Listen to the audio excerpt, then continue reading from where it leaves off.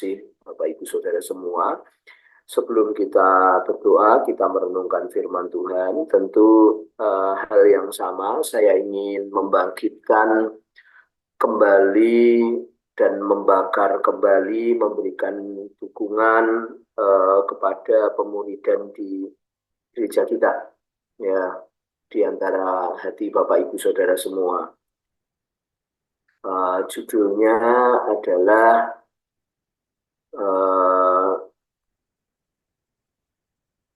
pemuridan, sama Bapak Ibu Saudara ya, judulnya adalah pemuridan. Ya.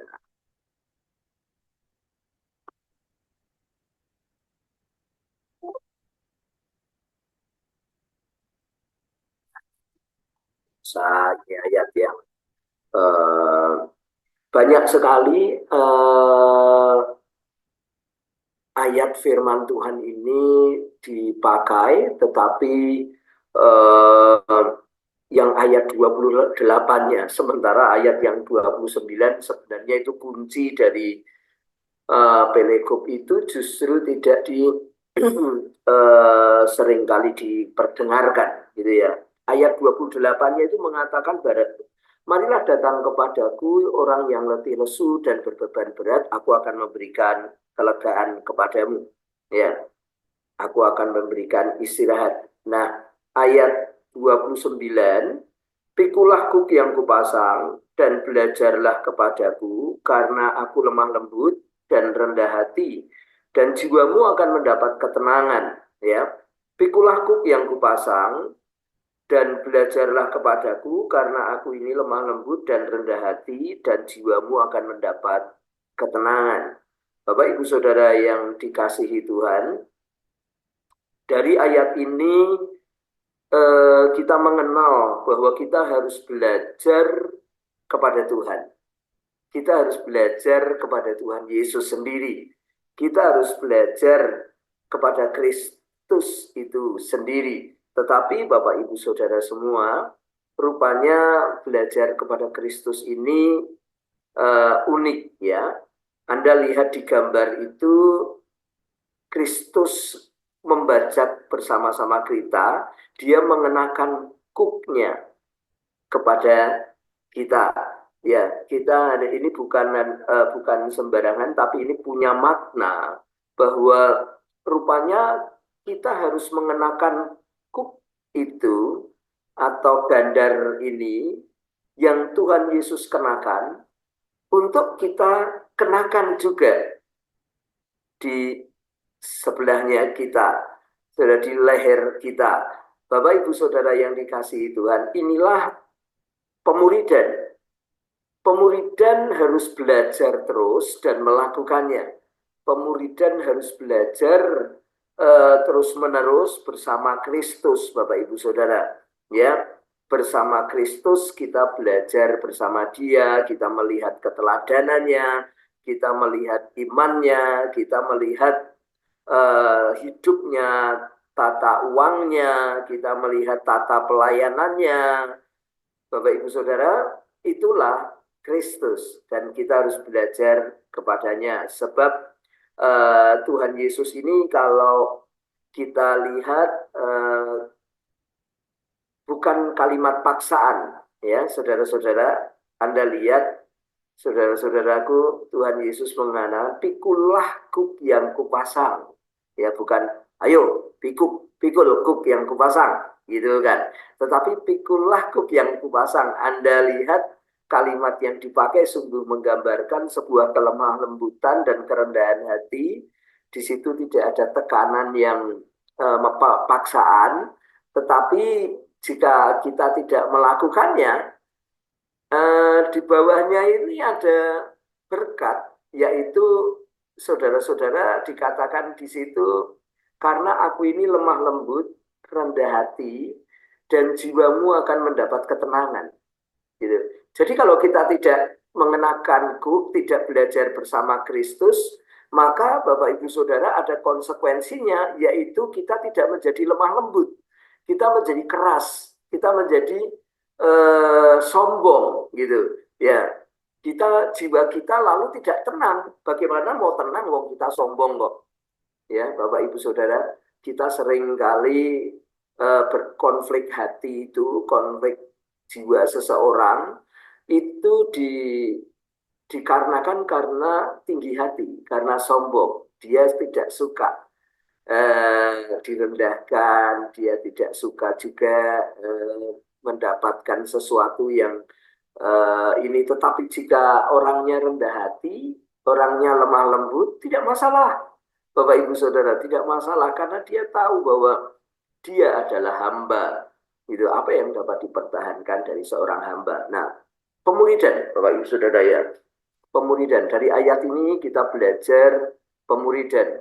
Ya, kemarin saya sampaikan kepada teman-teman di Bubaan untuk evaluasi pemuridan. Saya menunjukkan derek hitung dan derek ukur, Bapak Ibu Saudara ya. Dan saya ingin Anda melihat tahun 92 itu gereja, di Semarang ada gerakan namanya Praise and Worship Center, itu dari tahun 87 itu. Di kota manapun itu ada Praise and Worship Center, Praise and Worship Center, Praise and Worship Center, begitu ya. Nah, yang kedua, Bapak Ibu Saudara, setelah Praise and Worship Center ini pada jadi gereja, itu gereja-gereja waktu itu pada zaman itu Betani memprakarsai jadi gereja.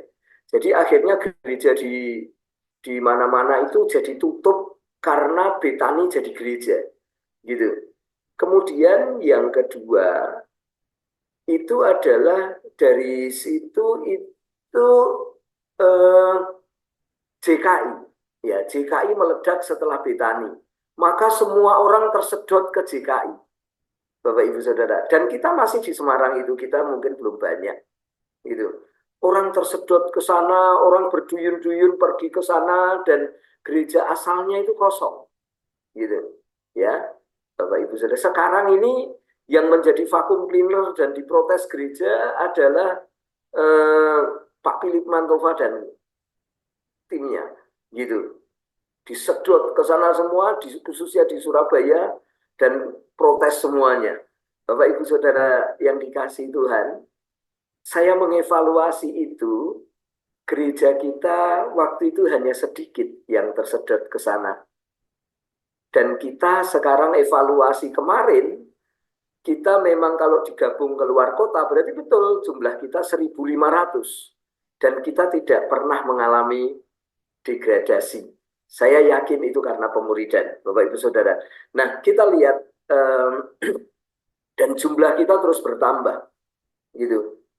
Kokoh, kuat, Bapak Ibu Saudara, ketika kita di dalam kelompok pemuridan itu.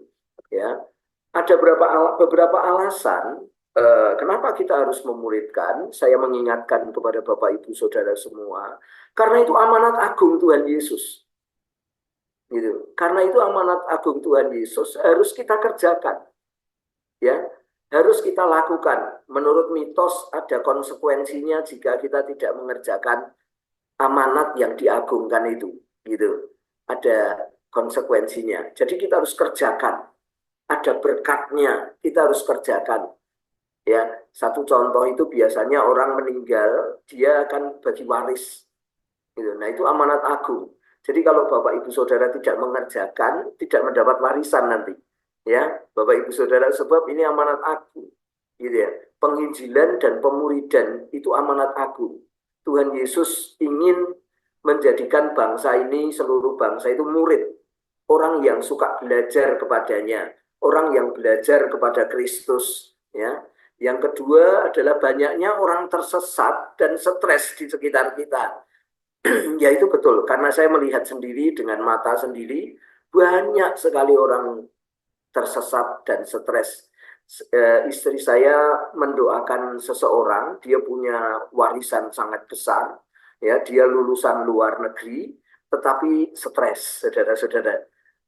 Tidak kuat, hartanya banyak, tetapi dia belum menikah, belum juga belum juga punya pacar, saudara-saudara, stres. Ya, banyak orang. Saya juga punya pasien yang demikian, tetapi tidak begitu. ya rumahnya sangat besar, 1000-an lebih di pinggir jalan raya, saudara-saudaraku, tetapi kayak orang stres ya, saudara-saudara. Kalau nanti kapan waktu saya ajak gereja. Ya, yang ketiga, banyak orang hidup tanpa tujuan, tidak tahu mau kemana, gitu. Ya, banyak sekali orang tersesat di jalan yang benar. Ya, Bapak Ibu Saudara, sehingga butuh yang namanya mentor, butuh pemurid, butuh orang yang care, butuh orang yang perhatian terhadap kasihnya bukan karena apa, tapi karena kasih Kristus itu tadi. Itu perintah Kristus gitu ya. Jadi mau ke sana. Ya, yang ketiga butuh keselamatan di dunia dan di akhirat. Kita dipelihara oleh Tuhan di dunia ini, Bapak Ibu Saudara ya. Dan kita punya keyakinan akan keselamatan.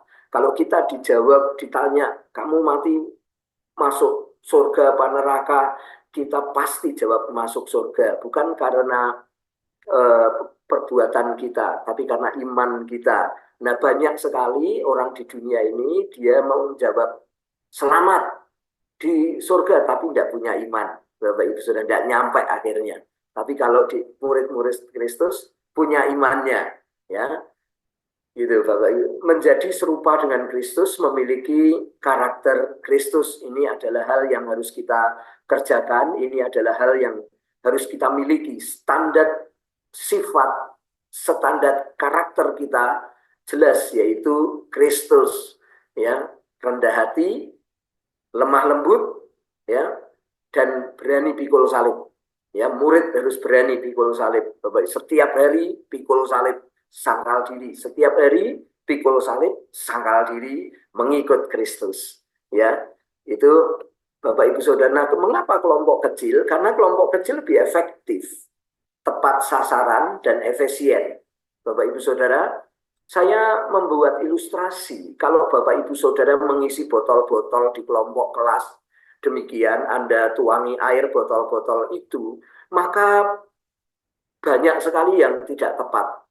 Tetapi jika Anda satu persatu datangi, angkat, diisi pakai selang, datangi, angkat, diisi Pak, maka efektif Bapak Ibu Saudara, lebih efektif, lebih tepat sasaran dan efisien. Maka itu Edmund Chan mengatakan bahwa pemuridan kelas itu bukan pemuridan, gitu.